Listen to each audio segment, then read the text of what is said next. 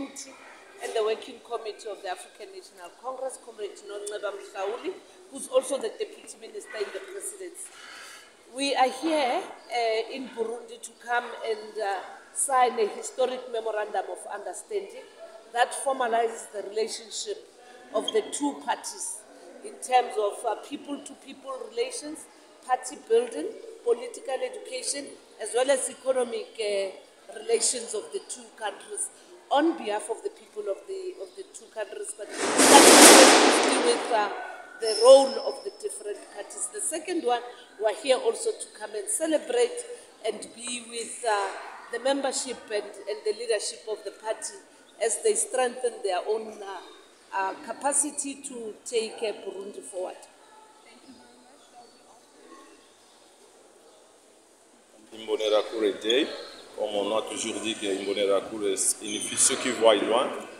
Alors nous sommes animés de cet esprit de voir aussi très loin au regard des besoins d'intégration d'abord régionale, parce que la RDC et le Burundi sont pays voisins, mais aussi les CNDD, FDD et l'UDPS partagent des relations privilégiées.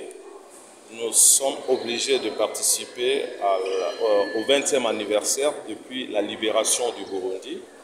Nous avons été invités et nous sommes présents pour fêter avec le peuple burundais, mais aussi exprimer notre gratitude par rapport au soutien du peuple burundais. Vous savez que notre pays est victime d'une guerre d'agression que nous sommes en train de décrier matin, midi et soir de la part du voisin Rwanda. Et le Burundais ne cesse de nous apporter le soutien diplomatique et militaire, mais aussi l'accueil. Vous savez, il y a beaucoup de déplacés qui ont quitté le site Kivu. Ils sont ici, bien accueillis, bien traités. Donc, on est obligé d'être là parce que nous nous considérons comme étant frères. Uno munsi kandi twashimye kuhurirana n'umunsi wahariwe ugaruka rwacu Imbonerakure. Natwe ko dusanzwe duhimbaza uwo munsi mu kwezi k'umunani. Twashimye rero kubihuza cyane cyane ko tuba tuvuye mu matora, mu mwanya wo gutegura amatora no gutegura imanza zibiri. Byatubereye akaryo keza rero ko tuzategurira hamwe kugira akabe n'akaryo kandi ko kwigina intsinzi mu Sendefede batahukanye mu kubona wizewe n'abarundi bice birenga 93%. Naho rero twatumiye imigambwe migenzi mu bihugu bitandukanye.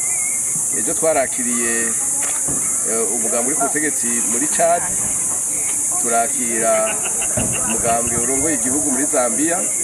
Uno munsi twakiriye abo muri ANC urongoye igihugu cya Afrika y'Epfo, turakiriye kandi nabo muri Repubulika Demokaratike ya Kongo. Abo bose rero baje bitaba ubutumire bwacu ko dusadufitaniye umutuku.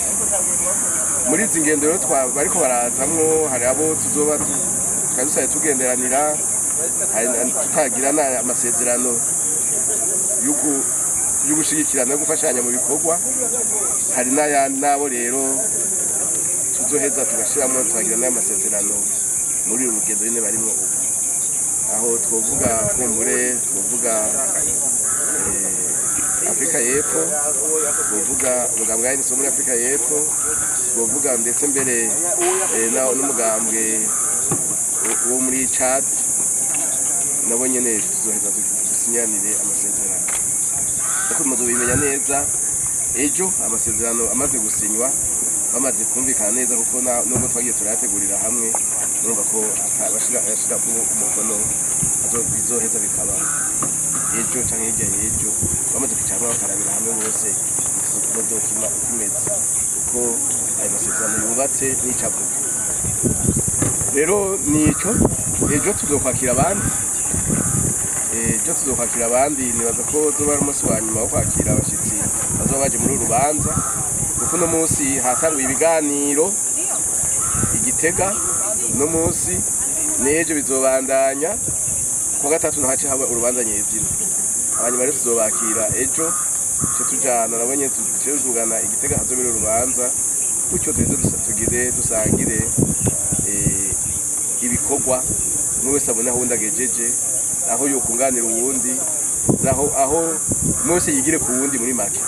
Nuko nivyo bikorwa